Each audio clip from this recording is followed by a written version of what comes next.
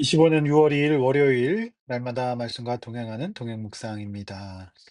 오늘 본문은 역대상 2장 1절에서 55절 하나님 말씀입니다.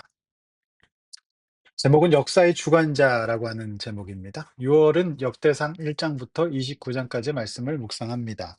어제부터 시작되었는데 매일 성경의 진도에 따라서 본문을 살펴보신 분도 계시겠지만 만만치 않습니다.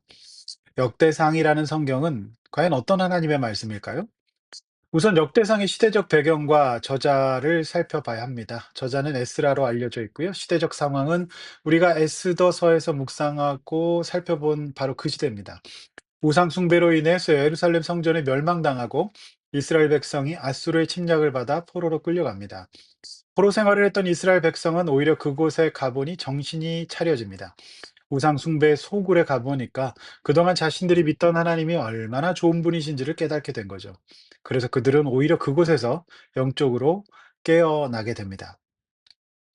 그리고 세월이 흘러 페르시아로 정권이 바뀌면서 귀환을 맞이합니다.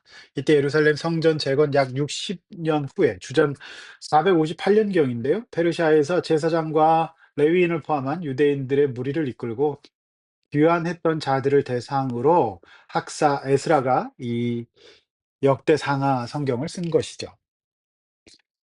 그래서 에스라서, 느헤미야서와 함께 포로 이후 문학이라고 역대상하를 말합니다. 역대상은 1장부터 9장까지 족보가 나옵니다. 우리의 말씀 묵상의 의지를 꺾는 내용이죠. 10장에서 29장까지는 다윗 왕정을 중심으로 이루어져 있습니다. 그래서 역대기는 남유다 왕들로만 다루고 있습니다. 역대기 사과의 관점이라고 얘기합니다. 자, 이 정도 보시고 오늘 본문은 2장 1절에서 55절이라는 하루 분량으로는 방대한 분량입니다. 따라서 이럴 때는 한 절 한 절 살펴보는 방식보다는 문단으로 보시는 편이 이제 유리하다 말씀드릴 수 있습니다. 자, 1절에서 5절 정도까지 먼저 이제 보실 수가 있는데요. 자, 우리가 창세기에서 확인한 바 있는 이스라엘 12지파의 이야기가 나옵니다. 루벤, 시몬, 레위, 유다. 아시죠? 그런데 오늘 본문을 해석하고 있는 매일 성경의 그 해석에도 나와 있지만 제가 창세기 강해 설교를 하면서도 다루었듯이 이들의 가족사는 참으로 꼬여 있습니다. 보편적이지 않아 보입니다. 그러나 이들을 하나님은 포기하지 않으셨고 구원의 대상과 당신의 의로움을 드러내시는 케이스로 이 가족을 삼으셨죠. 즉 우리의 출신과 환경은 쉽지 않아도 하나님의 인도하신 가운데 있으면 그분의 의로움으로 우리도 의로워질 수 있다는 은혜를 이 명단을 보면서 발견하게 되는 거죠. 그러므로 우리의 가족사에 아픔과 상처가 있더라도 좌절할 필요 없습니다. 하나님께서 저와 여러분들을 포기하지 않으시고 깨닫게 하시고 헤매일 때는 기다려 주시고 때로는 씨름해 주시면서 외로울 때는 은혜 주시고 용기 주시고 우리가 가야 될 죄가 있을 때는 보혜사 성령님께서 탄식하셔서 회개하게 하십니다. 이런 성령님의 역사가 저와 여러분들 가운데 있을 것을 믿으시기를 바랍니다. 이 명단이 보여주는 게 그겁니다. 이들이 믿음의 조상이 된 것이죠. 두 번째, 이제 6절에서 17절까지 쭉 이제 내용들이 나옵니다. 근데 이 족보 가운데에서 우리가 이 문단에서 보게 되는 것은 죄의 역사가 보입니다. 이제 특별히 7절에서 이제 갈미의 아들 아갈이 나오죠. 진멸시킨 물건을 범하여 이스라엘을 괴롭혔다. 이거는 이제 여호수아서에도 나오는 아간을 말합니다. 가나안 정복 과정에서 욕심으로 취하여 공동체 전체에 어려움을 준 사람이죠. 그러니까 에스라는 역대기를 족보로부터 왜 시작하는 걸까요? 왜 족보를 이렇게 길게 적어 놓을 건가요? 자, 족보는 역사입니다. 지나간 날의 역사를 쭉 살펴보면서 우리가 왜 포로 생활했고 이제 앞으로 우리가 어떻게 살아야 될 것인가를 이제 반성하자는 겁니다. 역사는 이처럼 반성 기능이 있습니다. 지나간 날의 역사를 쭉 보면서 자신들이 하나님 앞에서 어떤 삶을 살았는지를 돌아보자는 거죠. 돌이켜보니 잘남도 어떤 대비도 다 필요가 없고 오직 여호와 앞에 성결하다는 거룩한 하나님의 백성이 되는 것만이 가장 중요한 우선순위의 문제였다는 것을 깨닫게 되었기 때문이죠. 사랑하는 성도 여러분, 우리는 하나님 앞에서 주어진 삶을 최대한 거룩하고 온전하게 살아가려고 노력해야 됩니다. 왜냐하면 내 삶의 기록이 남아 있습니다. 언젠가 하나님 앞에 서는 그날이 되면 다 심판받을 것입니다. 지금 여러분의 삶의 궤적은 어떤 궤적을 남기고 있나요? 지금 하나님과 관계 좋고 어렵고 힘들어도 믿음으로 승리하고 보혜사 성령님의 도우심, 삼위일체 하나님 도우심 받아서 회개하고 다른 사람 용서하고 이 대속하는 삶을 살고 있습니까? 보편적이지 않은 세상 가운데 보편적인 공동체 교회 안에서 서로를 사랑하고 아끼는 이 연습하고 있습니까? 이 교제를 믿습니까?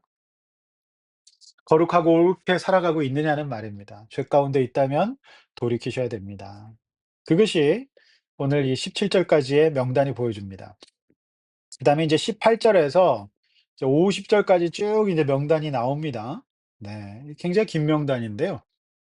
자, 그런가 하면은 이 50절, 55절까지의 명단에서 반대로 아간 하고는 달리 18절에 보면은 이제 갈렙이라고 하는 사람도 나오죠. 그러니까 이 명단에는 아 선한 족적을 남긴 사람들도 보입니다. 그들은 아무도 믿음으로 반응하지 않았을 때 유일하게 믿음으로 반응하면서 쓰임 받았던 사람이죠.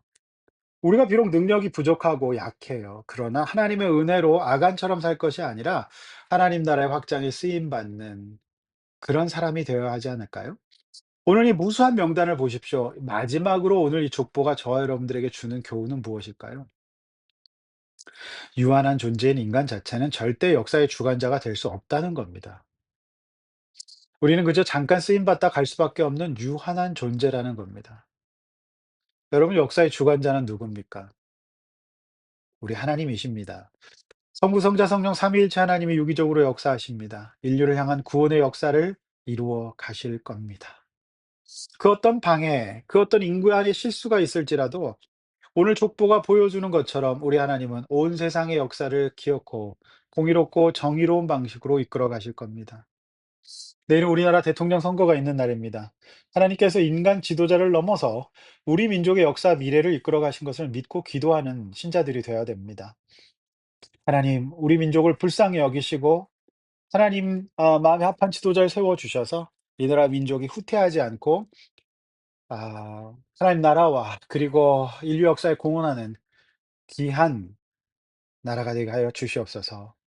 기도하시고 내일 투표하시기를 바랍니다. 기도하겠습니다.